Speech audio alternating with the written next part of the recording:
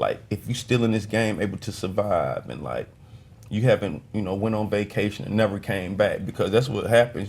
Somebody get $100 million and go to Bora, wherever the fuck they want to go.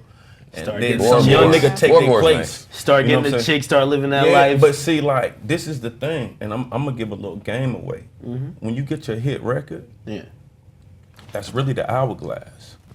Because once you get your hit record, it's just a matter of time before it's not a hit record anymore. So that's when you flip the hourglass. And you have to work on the next hit record. You have to, but what happens is when they get that hit record, you get booked. You go on tour. You don't take. There's no time to work on the next record. I mean, it is time. You got to make the time. But yeah, it is time. It's plenty of time. But you're not thinking about it because you're so booked. You can see the money. You know how much you get a show, so you're already like you done bought some shit. You know what I'm saying? And it's like when I get a hit, that's when I get the most nervous. Is that how you felt after Based on a True Story? You got a lot of hits on that. Yeah, I got like 6, 7 hits, and then I'm like arguing with Def Jam. I shot them different with my own money. Did you notice before that though? Like, because I agree with your perspective, but did you notice like before you had that moment where you're like, yo, shit, everything is coming at me a million miles per hour. You're on a level that you've never been on before. Yeah, because I did birthday song on my.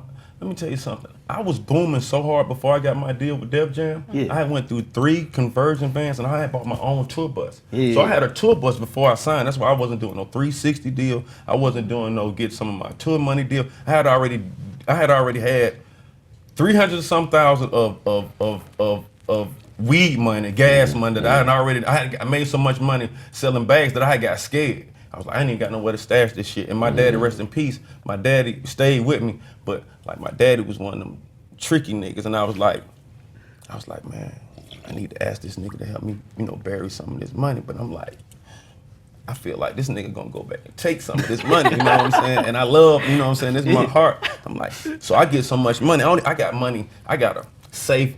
In case robbers come, I can get them this one. I got another safe with a check. I got so much. So I wake up, you can ask anybody in the South. I woke up one day, I went cold turkey. I said, I ain't got bags no more. They said, what? I said, man, I don't want to sell bags no more. And then I had been around Wayne, and I just realized, like, how someone that sold $1 million. You remember when, like, Wayne had sold $1 million his first week? Like, when, I was with this nigga. When they came and told him, like, you just sold $1 million. You know where this nigga was at? In the studio. Really? And I don't know and he had a bunch of people, and I was inspired by that. Like, we went out on the jet, celebrating. Nigga was like, cool. And I was like, I got a studio that I'm trapping out of. I'm not really using it properly. And when I changed that around, I bought a bus. When I bought a bus, it had a studio in it. So birthday song was done in my bus. Like, Ye flew to South by Southwest to see me perform. We got on my bus, did birthday song. I did a lot of my album, the first album that you hear on my bus, already doing shows and touring. So to me, the studio was my trap. So I got one in all my houses, LA, Miami. When I come to New York, I book studio time, whether I go or not. I have to express myself every day because I'm not writing in my notes. I'm not, I get inspired by different things. And whether you hear them or not, it's a must that it's therapy. It's like going to see the fucking therapist. Yeah, I'm going to interrupt you, but I felt like even what you're explaining right now, it felt like you kind of, and I feel like this is the thing about Southern artists. You guys kind of, even coming from the trap life, you turn the music into your trap, where you buy your bus and you're basically working from there. Where I think in other places they don't have the same energy. That's why I think the South really winning. No, this nigga's smart, man. This nigga's smart. I mean, of course. I say all the time, Chainz is one of the smarter guys that maybe people don't know that about. Do you feel offended if people don't think that you're as smart as you know you are? No. That's the game. It's better that way, I think. You want that? That's what 50. Hey, 50 rolled that shit to the top. Play a fool and trick the wise. I get you. No, you want that. But it's right here for you. It's not like it's only a few successful artists that hide the ladder to success. For the most part, it's right here in front of you. It's documented every day through social media.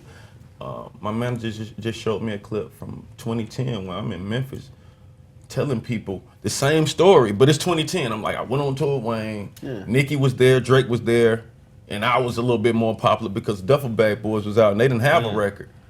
And I said a year later, which was 20, I'm like, these people are the biggest people, you know what I'm saying? So I was inspired, I wasn't hating. I'm like, so this can happen in 12 months. This could, in 12 months, your life can change if you stay down, like that was my mentality. It's like, if you want to be good at anything, like whatever it is, you know what I'm saying? You have to do it every day. That's my mentality. You are one of the people, and this is very, very, very rare. You are beloved by the niggas that can't rap and all of the lyricists.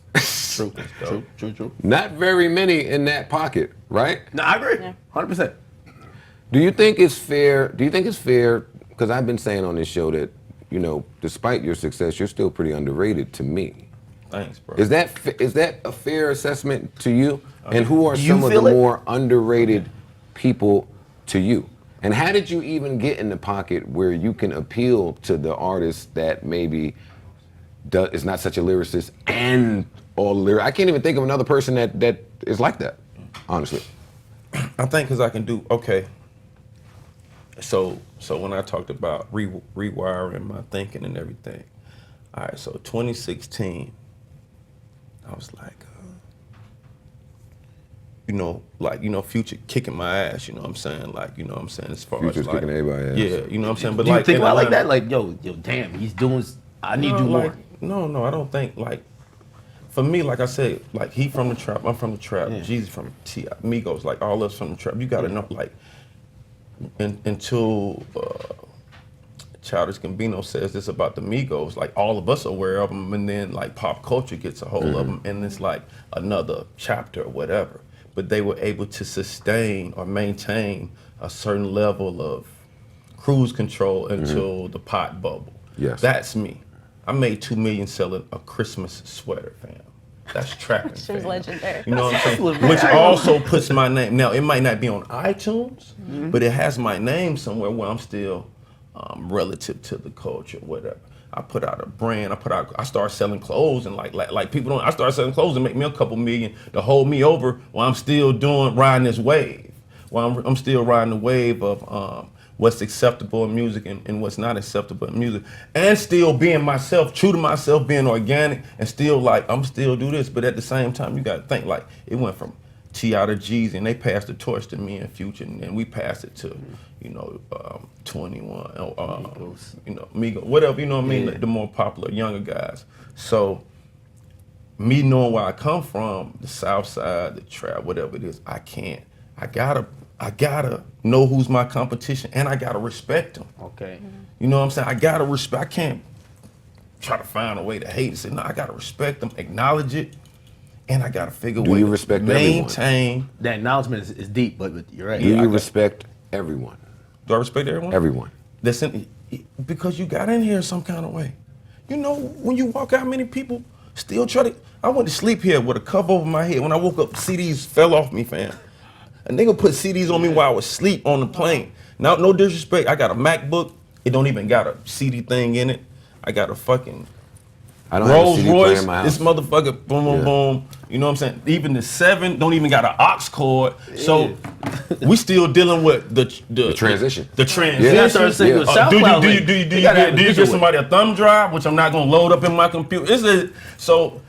And I'm not comfortable with receiving music because a lot of us younger brothers, we kind of have the same similar thinking pattern. You know, Gucci, Chainz, whatever. So if you got a song called Gucci Chain, whatever the hell it is, then, and I have a similar song, and you think I bit your demo or something like that. So let's be clear. Okay. I've really, even listened to. That's interesting you said that because I've heard that a bunch of times. Like for a musician like you, right? Maybe even Joe could speak to that, right?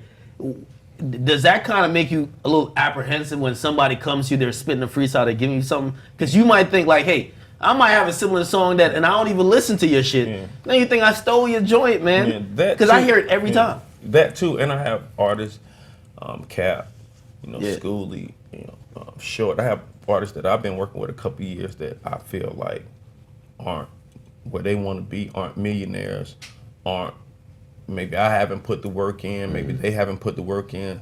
So it's kind of hard for me to really pay attention to stuff like that when I know I owe something to some people that's close to me. Do you listen to, so if Future drops a record, Migos, of course, the fans are going to go listen immediately. I know some artists, they don't want to listen at all. They'll congratulate you on the project being out, but it distracts them from the music they're creating. Do you feel the same way? A lot of the music that we have, it finds a way to get to you. You know, Migos is omnipresent. You go somewhere, you hear their music. Atlanta music, period, is like kind of omnipresent. You could be like, yo, you just know where it came from. Like, what's this? You know, they just dropped whatever.